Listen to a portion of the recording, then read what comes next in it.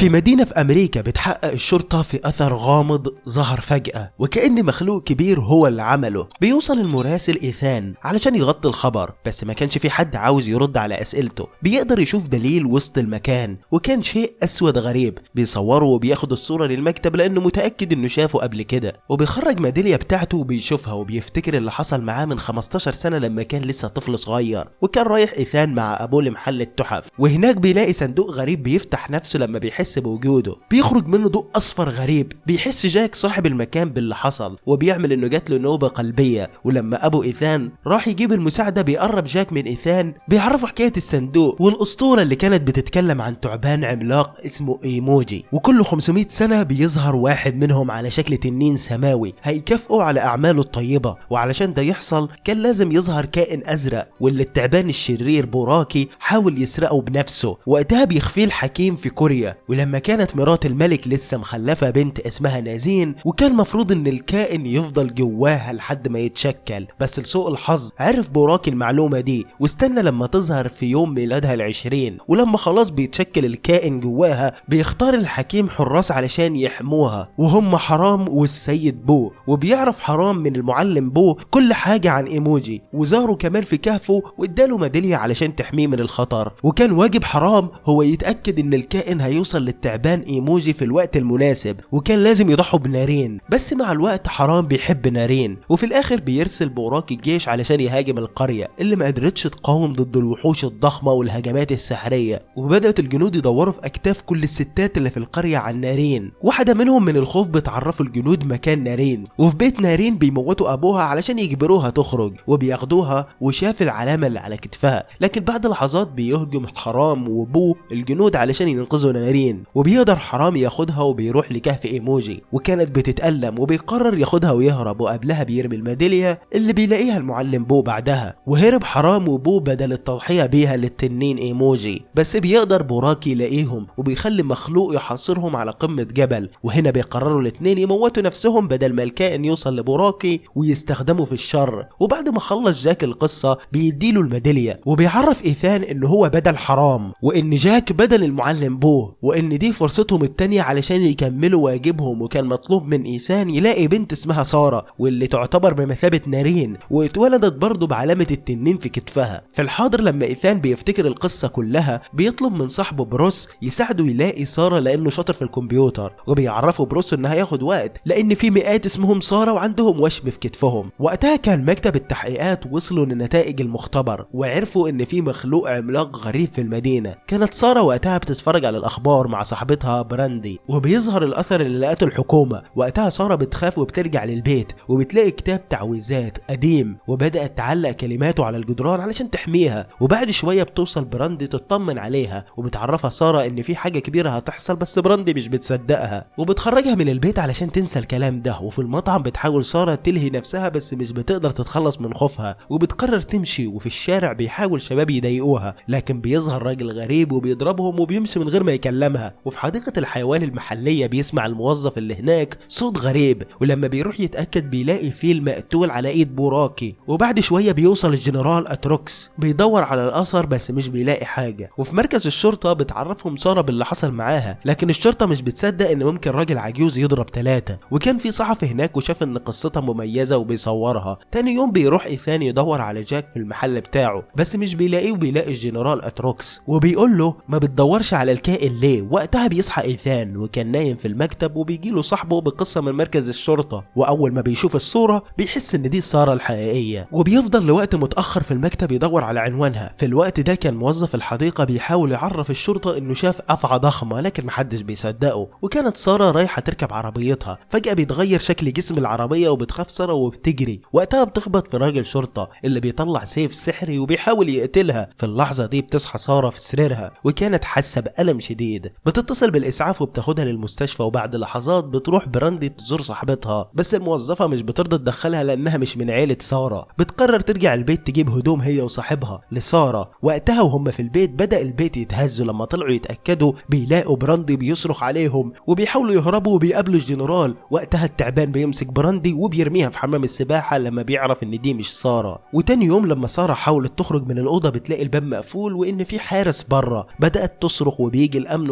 الممرضات يهدوها بالقوة. وعند إيثان بيلاقي أخيرا الملف بتاع سارة، لكن فجأة بتوصل له مكالمة بتطلب منه يجي يغطي جريمة قتل، ولما بيعرف إن العنوان هو نفس عنوان بيت سارة بيروح وهو خايف، لكن بيرتاح لما بيعرف إنها مش سارة. وقتها بيسمع واحد من الجيران بيقول إنه شاف تعبان عملاق وإن صاحبة البيت في المستشفى. بيروح على طول للمستشفى وهناك بيعرف إن سارة في الحجر الصحي لأن في علامة على كتفها وممكن تكون معدية. في نفس الوقت بيبعتوا موظف الحديقة لدكتور نفسي علشان يقرر إذا كان مجنون ولا لا. وقتها بيظهر التعبان من الشباك وبيحاول يثبت كلامه لكن بيمشي قبل ما الدكتورة تشوفه. وعند إيثان كان بيفكر هيعمل إيه لما فجأة بيقابله دكتور كان عارف إيثان من القصص اللي بيكتبها، وبيعرفه إنه بيحب شغله جدا، وبيساعده الدكتور إنه يشوف سارة. ولما بيقابلها بيلاقيها خايفة لأن محدش بيصدقها لما بتقول إن في حاجة خطيرة جاية. وقتها بيعرفها إيثان إن ده حصل فعلا، بس قبل ما يقول أي حاجة كمان بيهجم براكي على المستشفى، وبيروح الدكتور يخرج إيثان وسارة من مخرج خلفي. ولما بيمشوا بنشوف إن جاك بيستخدم الوهم تاني وإن هو الدكتور وكمان كان هو الشخص اللي ساعد سارة. بيركب إيثان وسارة مع بروسي وبيتحركوا بسرعة، وبيحاول براكي يمسكهم وكان بيكسر المكان من وراهم بس بيقدروا يبعدوا. بعد شوية بيخبط بروسي شخص على الطريق وبيتعرف عليه إيثان إن ده الجنرال أتروكس اللي شافه في حلمه، وكان عاوز يمسك سارة وبيحاول بروسي يضربه بالنار وإيثان يضربه بخشبة لكن مفيش حاجة بتأثر فيه. بس بيقدر بروس يسرق السيف الجنرال لكن السيف بيفصل نفسه لأن بروس مش صاحبه، والجنرال بيضرب بروس بصدمة سحرية وبيروح علشان يمسك سارة لكن بتيجي عربية عشوائية وبتخبطه. وقتها بيركب إيثان العربية هو وسارة وبيطلبوا من السواق ياخدهم بعيد، وبعدها بيقرر براكي يستدعي باقي الجيش التروكس الاحتياطي. وفي مكتب التحقيقات بيعملوا اجتماع يتكلموا عن اللي حصل، وكان أغلبهم مش مصدق الكلام اللي بيحصل، بس أغلب الأدلة بتقول إن في وحش أسطوري حر في المدينة، وكل الإشارات بتقول إن سارة ليها دخل بالموضوع. وبيطلعوا أمر بالقبض على سارة ولو لزم الأمر يخلصوا عليها. وأرسلوا مجموعة تطارد الأفعى وفعلا بيلاقوها متخبية في الكهف وبدأوا يضربوا عليها نار لكن مش بتأثر فيها وبتطردهم براكي من الكهف، وبينهزموا الجنود بسرعة بسبب سحر الجنرال. وعند سارة وإيثان بيسيبهم السواق على الشاطئ وبيطلب منهم يسيبوا المدينة ويهربوا. وبعد ما بيمشوا بيبان إن السواق هو جاك. بيتحركوا مع بعض وبيتكلموا عن الحلم والواجب بتاعهم، وبيفتكر إيثان إنه ممكن تضطر سارة تموت علشان الكائن. بعدها بيروحوا عند أستاذ علم نفس متخصص في الذكريات المدفونة، وبتنام سارة وبدأت تشوف ذكرياتها يوم موت أبوها، لكن بتفضل ترجع لحد لما بتوصل لقصة ناري وحرام. فجأة بدأ يخرج من سارة ضوء وبدأت تترفع من على السرير، وده معناه إن الكائن اكتمل جواها. واللي حصل ده بيحس بيه براكي وبيظهر وبدأ يدمر البيت. وقتها كانت سارة وإيثان هربوا. بيتصل إيثان ببروس علشان محتاجه وبيتقابلوا وبيعرفوا إن قدر يوفر لهم طيارة هليكوبتر وبيدي لإيثان مسدس. وقتها بيظهر جاك وبيعرفوا إنه مش هيقدر يغير مصير سارة وإن الصح يوديها الكهف إيموجي، بس بيتجاهلوا. وبياخد سارة وبيوصل براكي وبيهاجمهم وبيقدروا يهربوا وبيركبوا مع بروس، بس بيرمي براك عربية تانية عليهم وبيخبطوا فيها وبيحاولوا يهربوا لكن بيتحصروا من الأفعى. وقتها بتظهر الشرطة وبتضرب النار على الأفعى وبتديهم فرصة يهربوا، لكن براكي بيطاردهم في المدينة وبيكسر أي حاجة في طريقه. بيطلعوا الاتنين لسطح مبنى يركبوا الطيارة. في اللحظة اللي كانت هتطير فيها بيمسكها براكي، وقتها بينط إيثان وسارة قبل ما التعبان يرميها على الأرض وتتدمر. وقتها بتوصل عاصفة وبيستعد براكي إنه ياكل سارة، لكن طيارات الجيش بتوصل وبتضربه، وبدأ براكي يهاجمهم وبيوقع كتير منهم، وفي الآخر بيقدروا أخيرا يتغلبوا عليه. وقتها بيوصل الجنرال والوحوش الاحتياطية وبيدمروا كل حاجة في طريقهم، إذا كانت طيارات أو دبابات أو مباني. وقتها بتهرب سارة وإيثان من المبنى وبياخدهم عملاء مكتب التحقيقات بعربيتهم وبيوصلوا لمستودع آمن يتخبوا فيه، وبيعرفهم الشرطة إنهم بحثوا في الأسطورة وهم عارفين مصير سارة. وبيحاول واحد منهم يخلص عليها لكن إيثان بيضحي بنفسه وبتيجي رصاصة في دراعه، ولما جاي يحاول تاني بيخلص الشرطي التاني عليه لأنه كان معتقد إن قتل 2 بريئين مش حل، وبيديهم مفتاح العربية وبيطلب منهم يعملوا الصح. بيتحركوا على الطريق لكن بيظهر وحوش الجنرال بدأت ترمي عليهم كور نار، وبتيجي واحدة في العربية بتنقلب والاتنين بيفقدوا الوعي. ولما إيثان بيصحى بيلاقي نفسه مربوط في مقر براكي، وكان ماسكين سارة علشان يضحوا بيها، لكن قبل أكلها وبسبب يأس إيثان بتشتغل الميدالية وبتنقذها. وبيظهر ضوء من السماء بيوصل للميدالية وبيدمر جيش أتروكس بالكامل وبيقضي عليه وعلى براكي، وبيسيب الجنرال وبيجري إيثان علشان يحارب الجنرال. وكان إيثان ضعيف بالنسبة للجنرال، بس لما كان هيخلص عليه بيجي السيف في الميدالية وبينقتل بالسحر. لكن وقتها بيصحى براكي وبيرمي إيثان ايثان بعيد قبل ما يوصل لسارة، لكن في اللحظة دي بيظهر ايموجي اخيرا وبدأ في محاربة بوراكي. وقت ما كان الوحوش في حرب مع بعض كان ايثان بيغتنم الفرصة وبيهرب هو وسارة، لكن سارة شافت ان ايموجي هيخسر وبتتقبل مصيرها وبتستدعي الكائن وبترسله لايموجي اللي بيصحى فورا وبيتحول لتنين اسطوري، وبالقوة الجديدة بيقدر يتخلص من بوراكي بكرة من النار ويقتله للأبد. وبيروح التنين يطمن على ايثان اللي كان شايل جسم سارة اللي يعتبر ميت. وقتها بيطرد التنين الكائن وبيرجع في جسم سارة ثواني، وبتظهر قدام ايثان وبتعرفه انها بتحبه وانهم هيتقابلوا مرة تانية في يوم من الايام. وبتتحول سارة تاني للكائن وبياخدها التنين وبيطير والدموع في عينه، وبيشوفها ايثان وهو حزين. ولما كان هيمشي بيشوف روح جاك بتختفي هي كمان وبتهنيه انه عمل الصح. وبس كده. لو عجبك الفيلم اتأكد انك ضغطت على الاعجاب واشتركت هنا بالقناة وفعلت الزرار بتاع الجرس. سلام.